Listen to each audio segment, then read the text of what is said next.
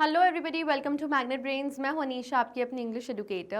और आज हम स्टार्ट करने वाले हैं क्लास 6 इंग्लिश की जो आपकी पूर्वी बुक है, उसका यूनिट 4 स्पोर्ट्स एंड वेलनेस। और आज हम इसकी पोम देखने वाले हैं जिसका नाम है द विनर।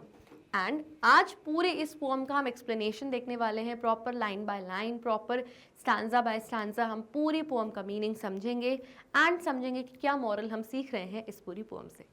पोम स्टार्ट करने से पहले एक छोटी सा पीस ऑफ इन्फॉर्मेशन कि मैग्नेट ब्रेन्स एक वो चैनल है जहाँ पर क्वालिटी एजुकेशन बिल्कुल फ्री ऑफ कॉस्ट हम आपके घर तक पहुँचा रहे हैं।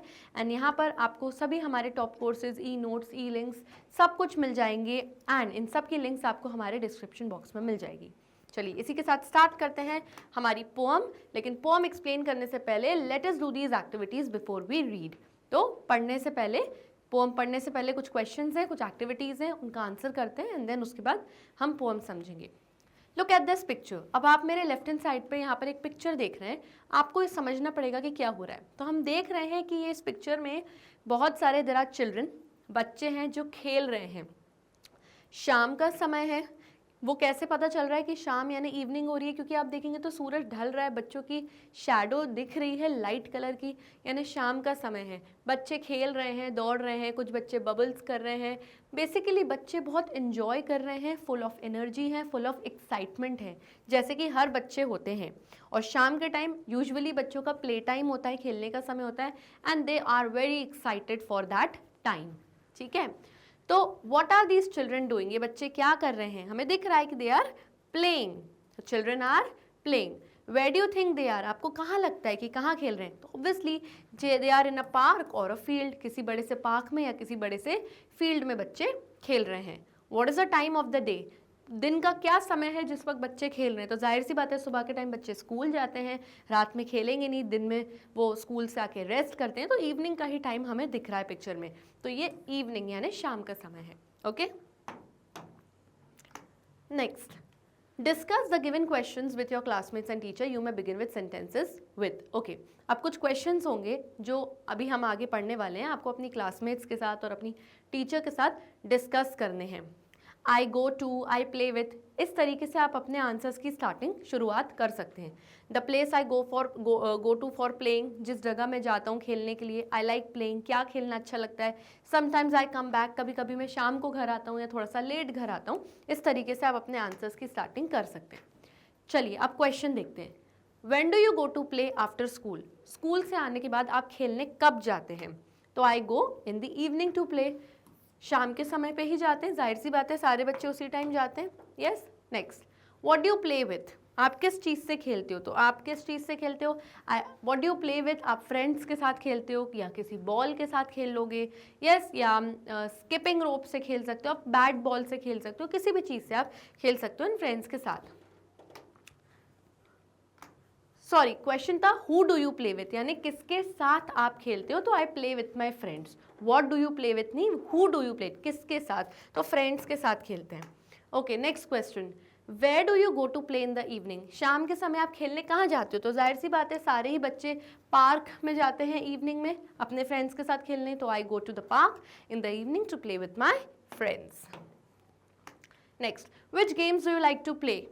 विच games do you like playing? कौन से गेम्स आपको खेलना पसंद है? तो I like to play football and hide and seek. तो मुझे football and hide and seek पसंद है तो मैंने वो लिख दिया। आपको जो भी गेम खेलना पसंद है अपने फ्रेंड्स के साथ आप वो लिख सकते हैं। ये ओपन एंडेड क्वेश्चंस हैं, अपने अकॉर्डिंग आप अपना आंसर लिख सकते हैं। Next, when do you come back home? खेलने के बाद वापस आप घर कब आते हैं? I come back after sunset.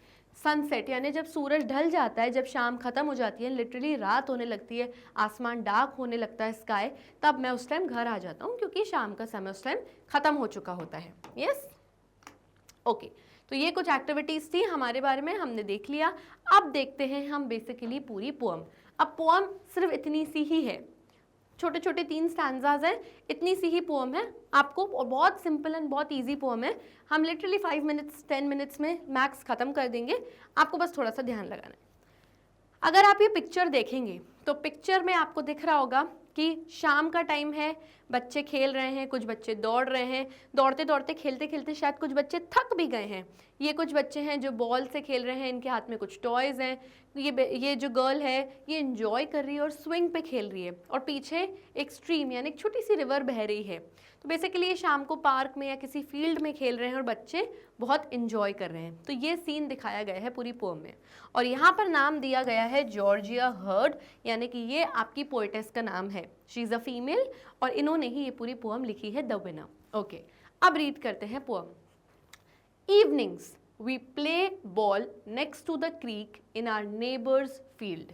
तो बच्चे बोल रहे हैं ये बात कि इवनिंग्स यानी शाम का समय होता है, वी यानी हम कौन, हम बच्चे। ये बच्चे अपने बारे में बोल रहे हैं कि हम किसके साथ खेलते हैं शाम में, एक बॉल के साथ खेलते हैं। अब ये बॉल के साथ कहाँ खेलते हैं, next to the creek, next to the creek. Now what is a creek, a small river, एक छोटी सी रिवर जो बहती है ना उसको हम क्रीक कहते हैं। तो वो बोल रहे हैं कि शाम के समय हम बॉल के साथ खेलते हैं नेक्स्ट टू द क्रीक, यानी कि क्रीक के पास। अगर आप देखें तो पीछे एक नदी छोटी सी बह रही है और यहाँ पर बच्चे बॉल के साथ खेल रहे हैं।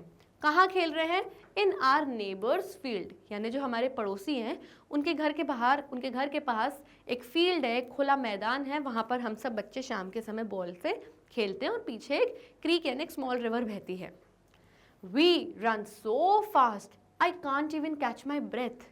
तो यहाँ पर जो पोएटेस हैं वो कह रही हैं कि हम सब बच्चे इतना तेज़ दौड़ते हैं, इतना तेज़ भागते हैं जब हम खेलते हैं कि I can't even catch my breath, यानी मुझ सांस लेना भी मुश्किल हो जाता है, क्योंकि दौड़ दौड़ के खेल खेल के हम इतना थक जाते हैं बच्चे कि एक पॉइंट ऐसा आता है कि हम हांफने लगते हैं, हम पैंट करते हैं और सांस लेना भी हमारा मुश्किल हो जाता है। यानी आप देखिए बच्चे खेलने में इतना मगन हो जाते हैं, इतना इन्वॉल्व हो जाते हैं कि उनको पानी पीना भी याद नहीं रहता।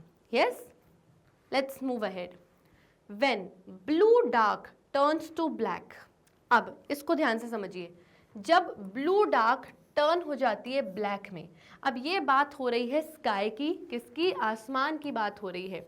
जब आसमान ब्लू डार्क कलर का होता है, यानी जब शाम का समय होता है, कुछ 5-5:30 का टाइम होता है, आसमान ब्लू कलर का, डार्क कलर का होता है, शाम का समय होता है। और फिर उसके बाद आसमान किस चीज़ में टर्न हो जाता है, किस चीज़ में बदल जाता है, ब्लैक कलर का। जैसे ही शाम के 7, 7:30, 7:30 हो जाते हैं तो शाम खत्म होती है, रात होने वाली होती है, तो ब्लू कलर का स्काई किस कलर में चेंज हो जाता है, ब्लैक कलर में चेंज हो जाता है।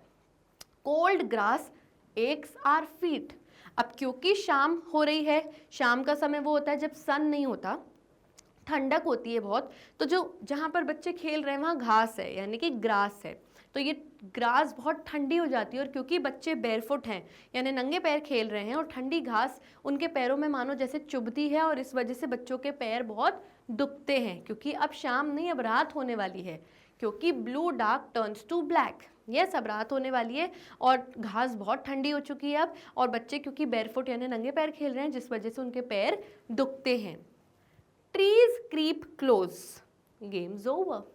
अब क्रीप का मतलब क्या होता है, grow along the ground by extending branches. यहाँ पे बात ट्रीज की हो रही है कि जो ट्रीज हैं वो क्रीप करते हैं, यानी जब अंधेरा होने लगता है, शाम खत्म होने लगती है, तो ऐसा लगता है कि डार्कनेस की वजह से अंधेरे में बच्चों को ऐसा फील होता है कि जो ट्रीज हैं उनकी ब्रांचेस, जो उनकी जो घास है, क्रीप कर रहे हैं, यानी कि ग्राउंड में हमारे तरफ ग्रो होके आ रहा है, और ऐसा लगता है कि पेड़ ग्रो हो के ग्राउंड से लग के हमारी तरफ आ रहे हैं। तो ऐसा लगता है ट्रीज क्या कर रहे हैं, क्रीप कर रहे हैं, और क्लोज यानी हमारे पैरों की तरफ आ रहे हैं। Games over. अब गेम जो हम खेल रहे थे इतनी देर से, वो अब ओवर होने का टाइम आ चुका है, क्योंकि शाम खत्म हो गई है एंड रात हो चुकी है, और आसमान ब्लू से क्या हो गया है, ब्लैक हो गया है। ग्रास बहुत ठंडी हो गई है और अब विजिबिलिटी नहीं है, क्योंकि अब अंधेरा हो गया है, थक भी गए हैं, बहुत देर से खेल रहे हैं, इसलिए अब जो गेम हम खेल रहे थे, that games is over for the day. आज का हमारा गेम खत्म हुआ।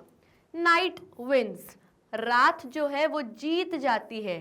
अब रात जीत जाती है, इसका क्या मतलब है, इसका मतलब ये है कि जब तक रोशनी थी, जब तक लाइट थी, शाम का समय था, बच्चे खेल रहे थे, मज़े कर रहे थे, इन्जॉय कर रहे थे, लेकिन अब रात हो गई है एंड रात ने बच्चों को मजबूर कर दिया अपना गेम ओवर करने के लिए, अपना गेम ख़त्म करने के लिए, क्योंकि रात हो गई है, घर वापस जाने का टाइम हो गया है। भले ही बच्चों का और मन कर रहा है आगे और खेलने का, बट स्टिल वो नहीं खेल सकते क्योंकि अंधेरा हो गया है, विजिबिलिटी नहीं है और अब घर वापस जाने का टाइम है, डिनर करने का, सोने का टाइम है। इसीलिए रात जीत गई, बच्चे कह रहे हैं कि अब रात जीत गई, यानी अब हमारे घर वापस जाने का टाइम है और आज का हमारा गेम ख़त्म होता है।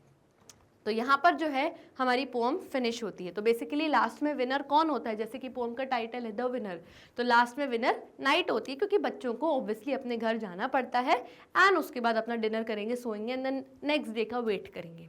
यस, तो ये छोटी सी स्वीट सी पोम थी जिसमें हमने सीखा कि बेसिकली पोम की जो थीम है, जो टाइटल है, वो कहती है एक्साइटमेंट, कि जब बच्चे छोटे होते हैं उनमें बहुत एक्साइटमेंट होती है, फिर धीरे धीरे जब वो बड़े होते हैं तो रिस्पॉन्सिबिलिटी वो समझने लगते हैं, खुद अपना काम करते हैं। खेलने तो आ गए, लेकिन जब उन्होंने देखा कि रात हो गई, घर वापस जाने का टाइम है, तो चले जाएंगे। तो with age children will understand on their own, खुद समझेंगे कि हमारी क्या रिस्पॉन्सिबिलिटीज़ हैं। Yes, so this was all about this small simple beautiful pome.